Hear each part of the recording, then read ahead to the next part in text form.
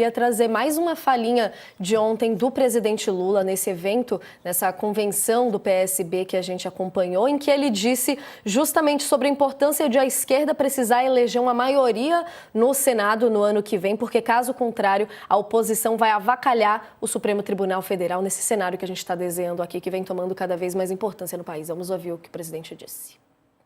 Em 2026, nós precisamos pensar no seguinte, companheiro João. Nós precisamos pensar o seguinte: nós precisamos eleger senadores da República. Porque se esses caras elegerem a maioria de senadores, eles vão fazer uma muvuca nesse país. Então é importante que a gente leve em conta. Aqui eu vou terminar, não tô querendo dar lição para ninguém não, mas aqui nós temos que pensar o seguinte: aonde é impreterível, aonde é necessário mesmo, a gente tem candidato a governador. Ponto. Se é necessário, tudo bem. Agora, para o Brasil, nós temos que pensar aonde é necessário eleger senador, aonde é que a gente pode. E muitas vezes a gente tem que pegar os melhores quadros nossos, eleger senador da República, eleger deputado federal e deputada, eleger senadora, porque nós precisamos ganhar a maioria do Senado, porque senão esses caras vão avacalhar com a Suprema Corte. Não é que a Suprema Corte é uma maçã doce, não. É porque nós precisamos preservar as instituições que garantam o exercício da democracia nesse país. Se a gente for destruir aquilo que a gente não gosta, não vai sobrar nada, amor. Então, companheiros e companheiras, eu quero terminar dizendo para vocês o seguinte: podem ter certeza de uma coisa. Se eu estiver bonitão do jeito que eu estou, apaixonado do jeito que eu estou, e motivado do jeito que eu estou, a extrema-direita não volta a governar esse país nunca. Um abraço e parabéns! Uma fala firme ali do presidente, né, Raquel, dessa preocupação para 2026, mas que ele não tirou ali do nada, de certa forma, né? O que já se vem desenhando nesse cenário para resultar nessa fala ali tão forte do presidente? Natália, o Lula está preocupado e não é à toa. A minha apuração é que bolsonaristas e o Centrão, os aliados ali, os partidos mais de centro-direita, eles fizeram um acordo para eleger pelo menos 44 senadores em 2026. Como é que é esse acordo? Jair Bolsonaro, ele apoiaria nos estados um bolsonarista e um senador aliado, um senador ali de centro-direita, de um partido mais do centrão. Com isso, eles acreditam que eles vão conseguir eleger pelo menos 40 senadores. Pelo menos não, né? Vamos lá. Eles conseguiriam eleger 40 senadores fora do Nordeste.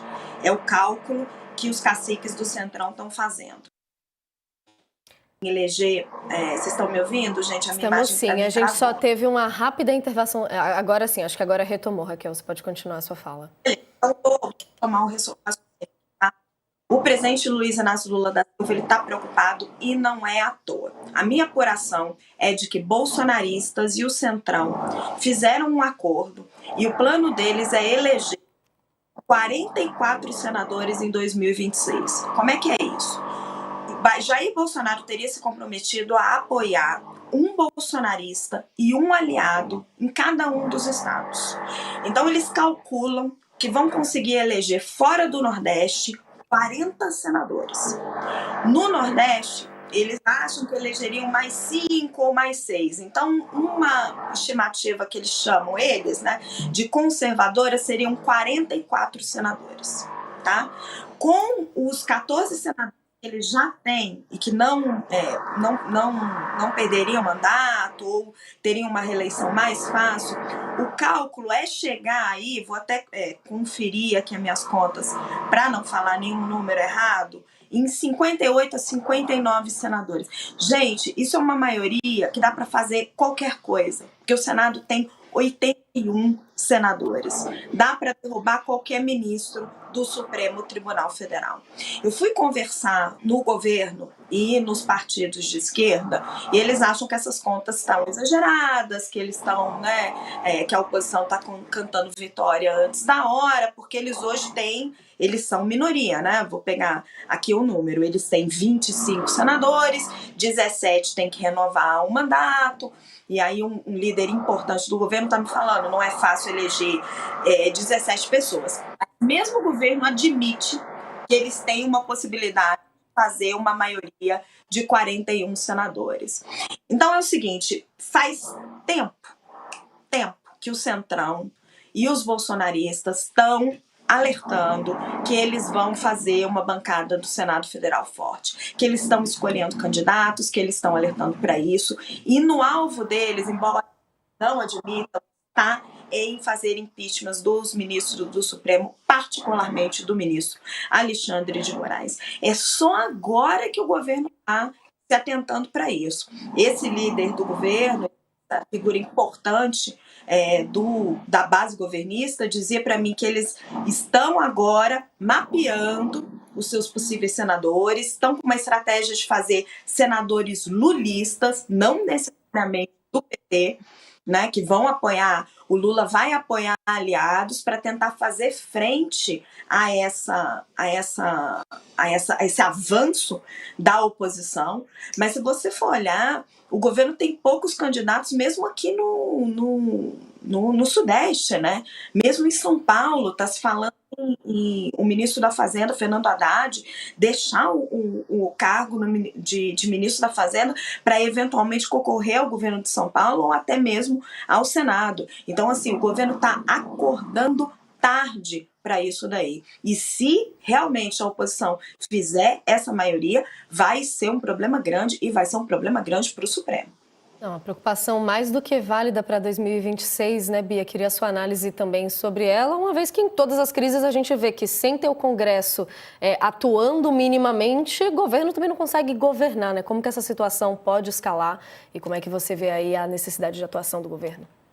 Natália, essa leitura da Raquel, com essa apuração da Raquel, ela é muito precisa no sentido de que a esquerda acordou tarde, chegou tarde no debate sobre a preocupação com o Senado, e não só pelos alertas que o Centrão e a direita vêm dando, mas eu acho que o maior alerta foi a eleição de 2022. Na eleição de 2022, o PL, partido do ex-presidente Bolsonaro, já formou a maior bancada do Senado. E eu me lembro, eu estava no dia do primeiro turno, eu estava no local onde o presidente Lula foi fazer o pronunciamento dele. Havia uma frustração entre os petistas, os aliados do presidente, com relação ao resultado do primeiro turno, né, que mostrou o Bolsonaro muito mais forte do que o PT vinha imaginando, mas essencialmente com o resultado do Senado. Aquilo foi ali um banho de água fria para o campo da centro-esquerda que estava alinhada em torno do Lula. Eles estavam um pouco desnorteados com relação àquele resultado. Então, a direita ela já se organizou lá atrás, já não vem dessa eleição de 26, ela vem de antes. A campanha ao Senado, frisando a necessidade de que a direita estivesse presente no Senado para conseguir passar as pautas de costumes e de valores e de, sim, incluindo nisso, um ataque aos ministros do STF. Ela fez parte da campanha da direita ao Senado em 2022 e eles já foram bem-sucedidos lá atrás. Agora, se eles mantiverem o mesmo patamar de aprovação ali, de sucesso que eles continuaram em 22, eles vão sair bem nessa próxima eleição para o Senado, mas o suficiente para aprovar qualquer coisa contra ministros do Supremo? Ainda não. Até tem uma reportagem da Folha que fez esse levantamento bonitinho e fala, olha, se for na mesma linha... Agora, tem um aprendizado político de lá para cá.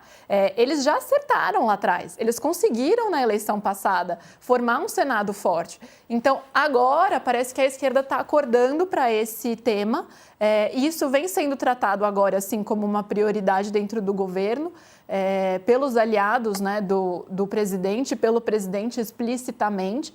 Eles estão preocupados e não é para menos. Eu acho que tem uma pauta de ataque ao STF e a ministros do STF E não só por conta do impeachment de ministros, né, que passa essencialmente ali pelo Senado, mas também a aprovação de nomes indicados ao Supremo e há uma série de postos cruciais na Justiça e embaixadas, etc. Uma vez com o controle do Senado, o Senado barra qualquer nomeação do presidente, trava o trabalho de um presidente, a indicação, consegue ter uma força muito maior na indicação ao ministro do Supremo, por exemplo, ainda que sem ter um presidente de direita. Vai ser um presidente que vai ter que indicar um nome que saiba que vá agradar minimamente essa bancada de direita. Não é fácil. Não é fácil, Natália. Então, assim, a esquerda chegou tarde, agora está tentando correr atrás do prejuízo, vão tentar correr daqui até 2026. E aí a gente vai ver ano que vem o desfecho dessa história. Correndo para não ficar na mão ali no Congresso e a gente pode até esmiuçar um pouquinho mais essa questão. A gente vai seguir com ela no intervalo. Para quem está acompanhando a gente na TV, são só 3 minutinhos, mas a gente segue aqui no YouTube. Eu emendaria algo até. Posso só pedir um segundinho? Acho que agora sim a gente saiu para o intervalo e a Bia vai trazer aqui mais esclarecimentos para a gente sobre essa pauta tão importante. Bia, pode seguir. Eu emendaria algo que eu acho que aqui no Brasil repete um pouco uma história nos Estados Unidos, onde a direita sempre foi muito mais atenta a usar essa agenda de costumes e de indicações ao Senado para fortalecer o seu discurso eleitoral e muito mais bem sucedida do que a esquerda. É algo que eu acho que a esquerda americana também começou a se debruçar sobre isso muito recentemente e com a direita indo muito melhor, navegando muito melhor nesse campo e fazendo disso uma estratégia política eleitoral com muita força. É uma estratégia ali de subversão quase das instituições, né, Raquel? Porque isso entra um pouco também no que o Ronaldo falava para a gente na questão aqui sobre regulação das redes como um todo, de muitas vezes o STF acabar entrando quase que como legislador, como riscos, uma vez que esse impasse pode existir com o Congresso. Como que a gente pode amarrar essa ponta aqui também? Olha, Natália, a análise da Bia foi perfeita, né? O Senado tem muitas atribuições, como essas de travar indicações das agências reguladoras. A gente vê hoje a força que Davi Alcolumbre ao governo Lula, né? Ele que é o presidente do Senado Federal e várias vezes a gente vê ali o presidente Luiz Inácio Lula da Silva fazendo concessões a Davi Alcolumbre.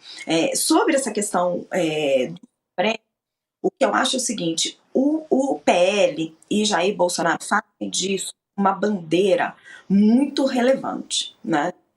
Esse Alexandre de Moraes, ele vai entrando cada vez mais na mira. Isso se conecta muito com o que está acontecendo nos Estados Unidos, com toda essa iniciativa do Eduardo Bolsonaro. Com essa conexão com os Estados Unidos e a iniciativa do Eduardo Bolsonaro, a gente vai amarrar seu comentário na volta aqui do intervalo, Raquel. E eu, na verdade, entendi errado. Eu entendi que faltavam 15 segundos para a gente voltar do intervalo, falta um minutinho. Na verdade, Raquel, eu vou querer então que você retome a sua análise aqui, que dá tempo. E a gente continua lá na volta do intervalo. Perdão. Não, maravilha, já voltamos?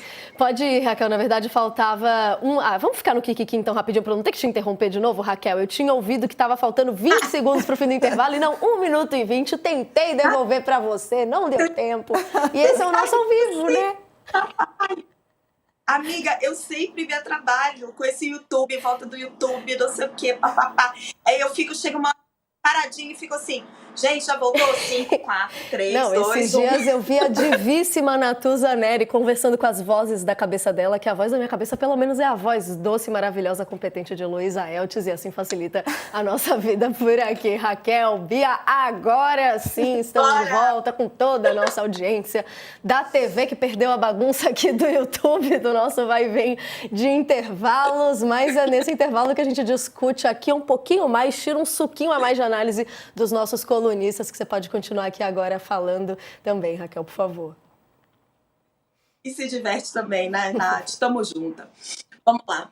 Retomando, gente, a Beatriz Bula estava fazendo uma análise muito interessante sobre a importância do Senado Federal. O Senado Federal ele tem muitas atribuições e uma delas é travar as indicações das agências reguladoras. A gente vê a importância do Senado Federal quando a gente vê essa relação delicada, né, entre o presidente do Luiz Inácio Lula da Silva e o presidente do Senado, Davi Alcolumbre, a força que ele tem, né, as várias concessões que Lula faz ao Alcolumbre aí nas trocas políticas. O PL de Jair Bolsonaro, eles estão tornando isso quase como que uma obsessão política, e eu não tenho nenhuma dúvida que isso vai aparecer nas campanhas, tá? Em 2026, a questão dos impeachments, de impeachment dos ministros do Supremo e particularmente impeachment de um ministro do Supremo, que é Alexandre de Moraes. Isso se conecta com a ida de Eduardo Bolsonaro para os Estados Unidos, com toda essa campanha que o Eduardo está fazendo contra o ministro Alexandre de Moraes lá para tentar sensibilizar o governo Trump. Eles estão transformando, já faz tempo, o ministro Alexandre de Moraes num personagem, né? Naquele personagem que ataca Jair Bolsonaro. Então, eles vão transformar isso numa peça da campanha de 2026. Se Eduardo Bolsonaro for o candidato da oposição, abençoado por Jair Bolsonaro, que está inelegível, isso vai aparecer mais e mais, né? Ele foi para os Estados Unidos para defender o pai contra o ministro Alexandre de Moraes. Então, isso vai aparecer como um mote na campanha eleitoral. E vai ser até um mote para eleger senadores. Eu não duvido que isso apareça na confusão institucional que está no nosso país. Então, assim, o que a gente vai ter que observar no jogo político lá na frente é o quanto esses senadores aliados que Jair Bolsonaro vai apoiar, esses senadores dos partidos do Centrão, vão estar dispostos a embarcar a gente, né? Maioria eles vão ter.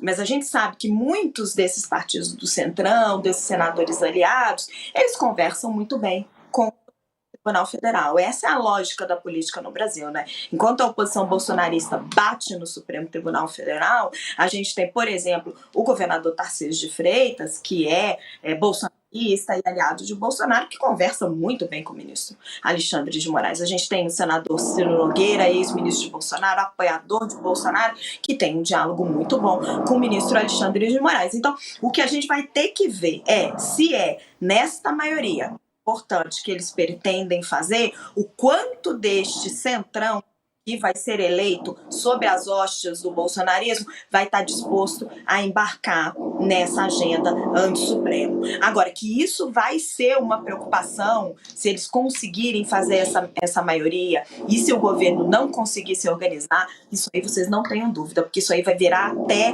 assunto de campanha.